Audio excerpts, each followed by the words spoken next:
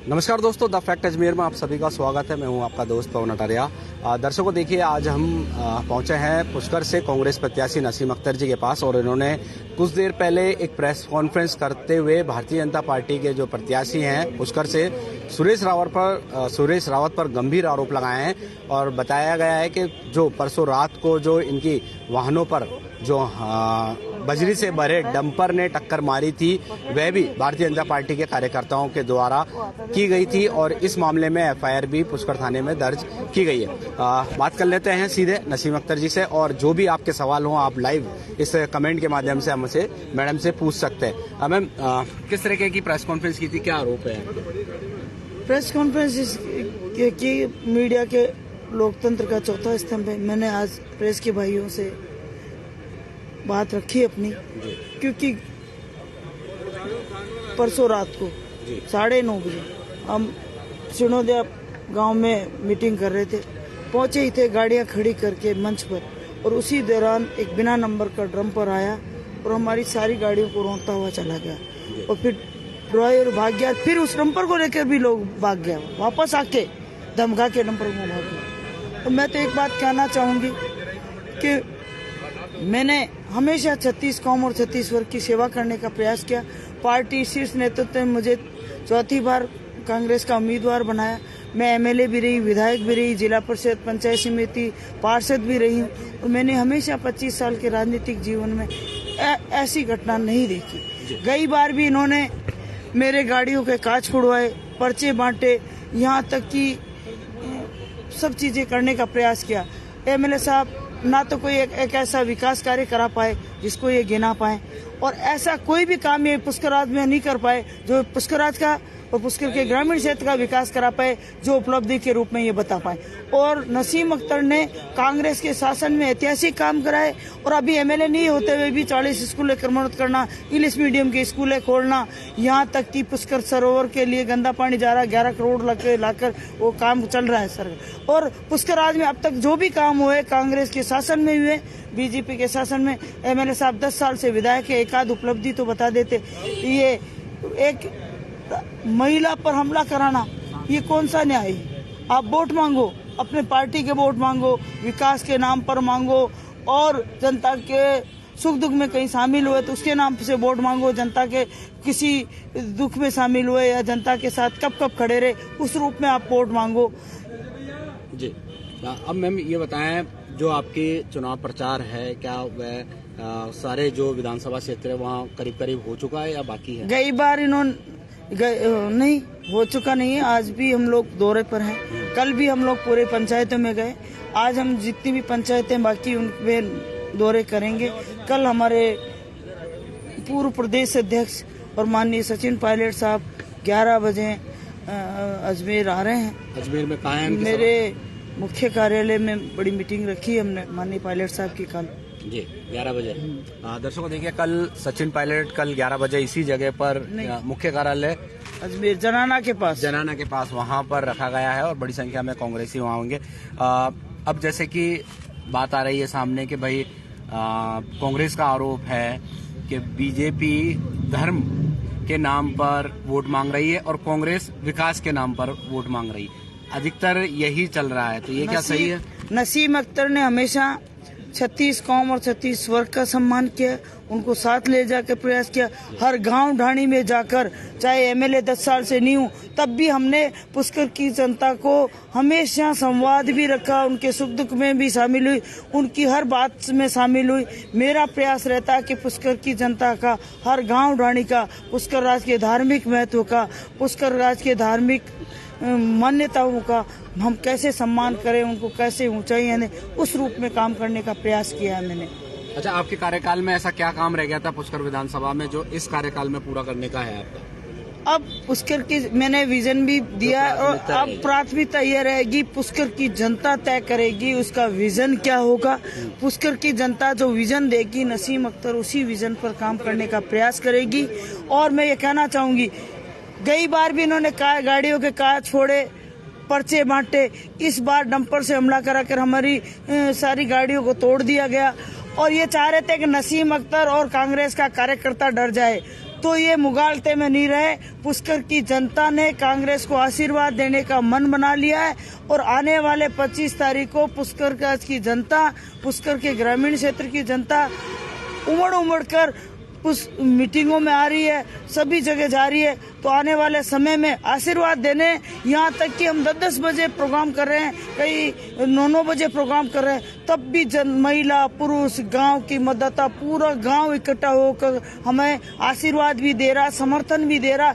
इससे इनको नजर आ रही है अपनी हार, ये हार की बौखलाहट है। और मेरा तो कई बार भी इन्होंने जो पर्चे बांटे, सोशल मीडिया पर जो दुष्प्रचार किया, उस दुष्प्रचार के लिए मैंने हाई कोर्ट में रिट पिटीशन फाइल की। वो हाई कोर्ट में हमारा केस अभी चल रहा है और फिर से ये चालू हो गए पर्चे बांटना, सोशल मीडिया पर इनके लोगों के दुष्प्रचार करने का क्रम चालू हो गया है। तो अब जनता इनको समझ चुकी है, जनता गांव-गांव में हर बूथ पर इनको जवाब दे रही है। तो ये बौखलाहट है कि भाई गाड़ियां तोड़वा दो और दहशत फैला दो ताकि ये क्षेत्र में नहीं जाए।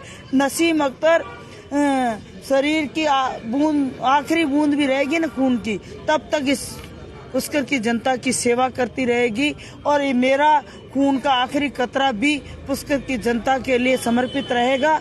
और मैं पुष्कर की जनता से कहना चाहूंगी, इन लोगों के बेखावे में नहीं आए। मैंने हमेशा आप सबका सम्मान किया, 36 वर्ग, 36 जाति, 36 कौम, सबका सम्मान किया, यहाँ तक कि सभी लोगों को साथ चलकर ले जाने का प्रयास किया है। तो मैं आपसे क्या चुकी अपील करती हूँ कि आप सब लोग कांग्रेस को आशीर्वाद दें, इसकी बेटी को आशीर्वाद दें, ताकि मैं एक पुष्कर की 36 कौम की बेटी बनकर आपकी सेवा कर सकूं। बिल्कुल दर्शकों, देखिए अल्पसंख्यक से आती है, मुस्लिम कैंडिडेट हैं और ऐसा यहाँ पर नजर आ रहा है धार्मिक नगरी में, जो भी चारों तरफ हैं सभी धर्म के लोग मुझे यहाँ नजर आ रहे हैं। मैं कोशिश करता हूँ एक बार आपको थोड़ा सा पीछे का फ्रेम दिखा देता हूँ, इससे कि आपको लगे कि भाई यहाँ पर देखिए जो तमाम लोग हैं, यहाँ के जो पंडित हैं वो भी यहाँ पर नजर आ रहे हैं। ये तस्वीरों में आप देख सकते हैं, लाल गमछा पहने हुए और तिलक लगाए हुए, और कुछ महिलाएं जो कि ये भी देखिए इनके समर्थन में और इनकी कन्विंसिंग में यहाँ पर मौजूद हैं। तो कुल मिलाकर कह सकते हैं कि जो कैंडिडेट है कांग्रेस ने जो प्रत्याशी उतारा है, उनको सभी धर्म का यहाँ पर साथ मिल रहा है। और मैम अभी जैसे कि चुनाव में 3 दिन बाकी हैं, 4 दिन बाकी हैं, तो अब कहीं कोई विरोध है आपके कोई विधानसभा क्षेत्र का? अगर विरोध है तो किस तरीके से कंट्रोल कर रहे हैं? विरोध तो विधायक जी का हो रहा, तभी तो हम लेकर आए जा रहे हैं। विधायक जी का गांव-गांव, डाणी-डाणी में विरोध हो रहा है। हर पुष्कर के गांव में विरोध हो रहा है कि एक भी ऐसा काम नहीं करा पाए, जनता के सुख दुख में शामिल नहीं हुए, एक भी कोई उपलब्धि नहीं देता पाते 10 साल की है। इसीलिए तो ये हार की बौखलाहट है। और मैं तो ये कहना चाहूंगी कि हमने हमेशा काम करने का प्रयास किया है, सबको साथ ले जाकर काम करने का प्रयास किया, और मैं तो पद पे नहीं होते हुए भी इनसे हमेशा जुड़ी रही, हमेशा पुष्कर की जनता की सेवा करने का प्रयास किया। तो मैं तो यही अपील करना चाहूंगी कि अब काट की हांडी बार बार नहीं चढ़ती। जनता इनको सबक सिखाने का मन बना चुकी है और कांग्रेस को आशीर्वाद देने का मन बना चुकी है। माननीय मुख्यमंत्री जी ने चाहे चिरंजीवी की राशि 25 से 50 लाख कर दी, 400 का उज्ज्वला का सिलेंडर देंगे, 10,000 रुपए महिला बहनों के खाते में आएंगे सालाना, और यहाँ तक कि आरटी के माध्यम से बच्चों को 12वीं तक एजुकेशन मुफ्त होगी, और 2,000 पेंशन कर दी, गोबर 2 रुपए किलो खरीदेगी, ओल्ड ओपीएस का कानून बना रही है। तो सरकार ने ऐतिहासिक काम किए हैं, महंगाई राहत शिविर से लोगों के काम किए, 200 यूनिट घर की फ्री, 2,000 कृषि की फ्री, और अन्नपूर्णा में राशन किट दिया जा रहा है, 40,000 रुपए पशुओं का बीमा किया जा रहा है, और ये 7 गारंटियां दी रही। 7 गारंटियां के साथ साथ अभी घोषणा पत्र जो जारी हुआ वो आप सबको पता है, जो मैंने बताया भी आपको। तो उन चीजों पर हम लोग बहुत मांग रहे हैं। माननीय मुख्यमंत्री जी ने, गहलोत सरकार ने, हमारी कांग्रेस की सरकार ने, पायलट साहब ने जो काम ऐतिहासिक किए, उन कामों को हम जनता के बीच ले जा रहे हैं, और जनता ने मन बना चुकी है कि इस बार कांग्रेस को आशीर्वाद देगी और इनके मंसूबे में ये कामयाब नहीं होंगे। मैम टिप्पण जी से बात करना चाहूँगा। टिप्पण जी, अभी आरक्षण की बात हुई थी, क्या कहना चाह रहे हैं इस मामले में कि भाई जो पर्चे बट रहे हैं? देखिए, मैंने इस प्रेस कॉन्फ्रेंस में है, हाँ, अभी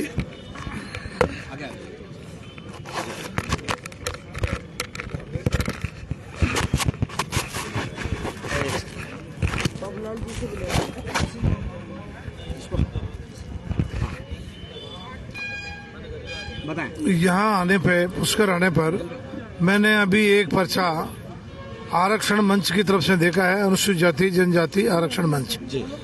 और उसमें नसीम अख्तर पर आरोप लगाया गया है कि ये दलित विरोधी है, ये आरक्षण नहीं चाहती है। मैं नसीम अख्तर को 35 साल से जानता हूँ।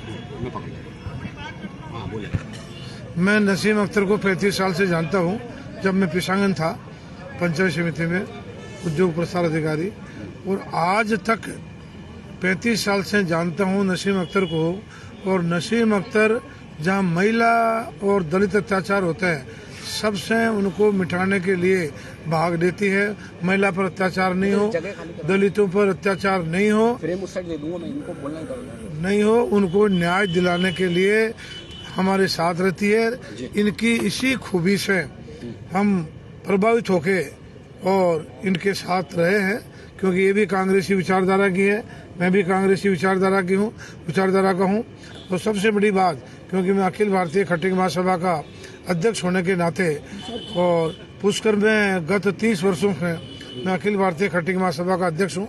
और खट्टिक महासभा में हिंदू, मुस्लिम, सिख, ईसाई, जैन, बौद्ध, सभी धर्म के, क्योंकि खट्टिक समाज ही ऐसा समाज है जिसमें सभी धर्मावलंबी है। जैन भी बड़ी मात्रा में है, तो हमारे बीकानेर की तरफ मोमडन भी है।